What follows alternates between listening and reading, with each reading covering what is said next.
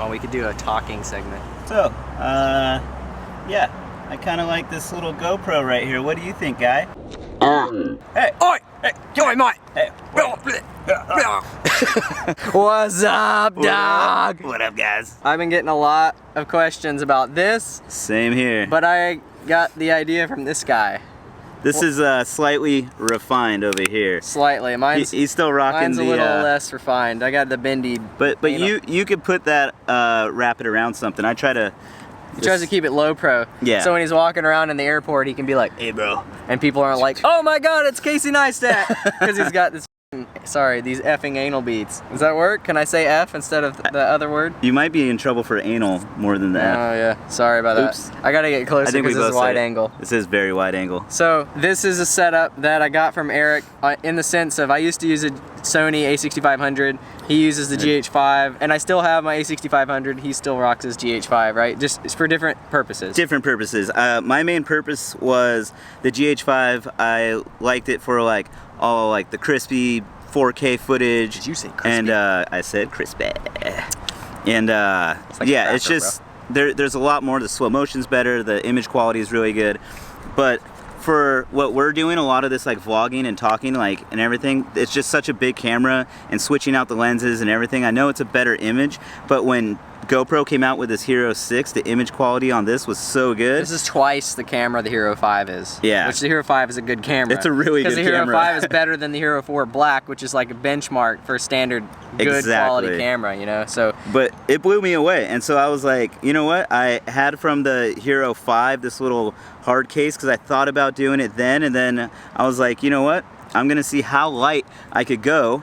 So I could just like pretty much hold it like this and vlog, and this shoots linear in 2.7K 60 and it looks so good. Yeah. So and you can put filters on the front. So 52 you can put the filters on the front. He's got crazy filters. Legit, this whole setup, like everything, the most expensive part on this whole thing is this little guy. The adapter. Which is the adapter for the mic for the Hero 5 or Hero 6. Well, and the Hero 6 obviously. Well, the Hero 6 is like what, $499 now? Yeah. $399 I think. $399. They dropped the price. Yeah, dropped it down 100 so, bucks. We got the basic setup is you got a GoPro Hero 6, which to me is like the end all be all for this setup. I wouldn't run a 5. If I had to run a 5, it would be a 6 only. And then we have this case, which is $17 on Amazon. Yeah, you might even be able to find it cheaper. You might be able to find it cheaper. It comes with a UV filter stock, like whatever 52 mil filter. You can put whatever 52 mil you want. You can even put, I have some like weird adaptive fisheye lenses that I put on there that makes it look gnarly.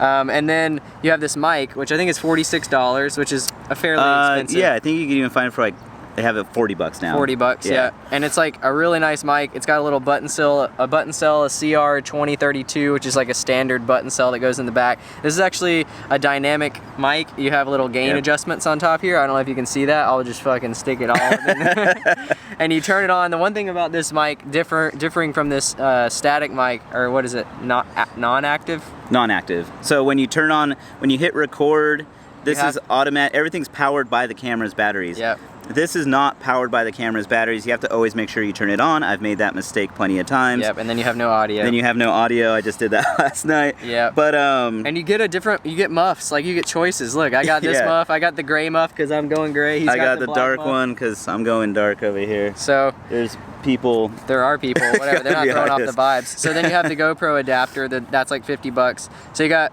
say 40, 50, that's 90, the thing's like 17. So you're like roughly into it for less than, like I would say a little over 100 bucks. Maybe a little over, and if you have a tripod, you know, you might push, the Jobies are kind of expensive. They're pushing like 60 bucks. So. Yeah, I mean, there's something like this. This is probably like, I think this was like 30 bucks or something. Yeah, you can get into it cheaper. Yeah, but you it's could like totally get into it cheaper. All around use, and I use my Hero 6 to fly if I really want super crispy footage. Yeah, exactly. So if I have a Hero 6 shot, like I know I'm probably not gonna crash and I want something super smooth and super buttery, then I'll put the Hero 6 on. It's got really nice image stabilization, shoots 4K 60, and it's just dope. I love it. And it's so light, you can do mad vlog flips, bro. That's the best part is how light it is. That's my favorite thing. Light. And like for me, it's just so small here, and then if I'm like, oh, what's that up there? Boop! Yeah, you got like, that hydraulic lift. I'm like this, like, you know, periscoping everywhere. Have a damn submarine. But it's got the lift. You could have the kick out. that's what's kind of cool about these too, because it being a GoPro and having this mount, there are so many different like hand grips and mounts and you could rock a gnarly selfie stick and be like 3 miles literally away. there's so many different attachments for I have this. or you have this thing on the side right here. There's a bunch of mounts, and he has a hot shoe that goes on the outside over here on that right side, and he puts a light in there, so he can have this like epic little mini light. You can be like, yeah, because that Blair Witch Project. That is the downfall of this camera, is the low light isn't the best. It's not crazy, but I locked the ISO at like 1600 anyways. Yeah, but it gets a little grainy. Yeah, with that light, no more grainy. Yeah. That's why I put it there. For the people that are asking, there's been a lot of people that ask like what settings I use on the GoPro. I'll just go through my ProTune settings real quick, and I'm pretty sure you use very similar stuff. It's probably close to the same. I'm using ProTune on. We're using ISO min at 100, ISO max at 1600, depending if it's dark or not, and depending if you can handle the grain. Is that similar to what you run? Pretty similar, yeah. I'm running flat color palette. I'm running GoPro sharpness on high. I used to run medium. It just depends on how much movement you have. If you have a lot of movement. I run it on high on this camera now. Yeah, if you run a lot of movement, like on a quad, you want to run it lower sharpness. And then I have image stabilization off, because on my lens, I want the vignette. I shoot in super view, he shoots in linear. It's a little bit different of a look. I get to see my little fluffy, and he doesn't get to see the fluffy. So some people hate that, you know, whatever. I like the fluffy, I think it's cool. But if you run image stabilization and you can see a vignette already, it moves and it's strange. So I run image stabilization off, he runs it on. Unless you're in a Subi and you smash on the brakes on me and it moves. You the want image is still good. Low light, auto low light, I have off. I don't know.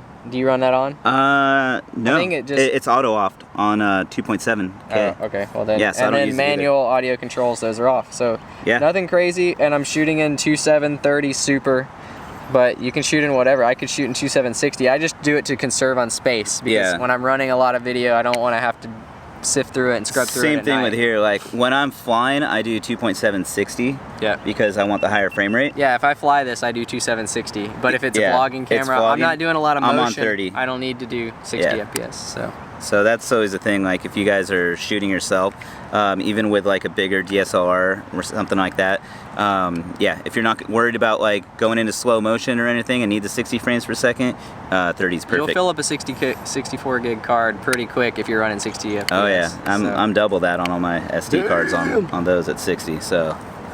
But yeah, this is what we got, guys. I mean, like, I've had a million questions through the podcast. We've had a lot of questions on it when we talked about it. Particular setup. But it's light. How many pounds do you think this is? 5? Not even. It's less than a quad. It's less than 500 grams, I would say. Yeah, it's really light. Yours is lighter than mine, but yeah.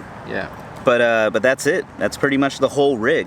Cool, man. If you liked this, the idea came from him, so you got to go subscribe and like his stuff. Just Eric Konasty.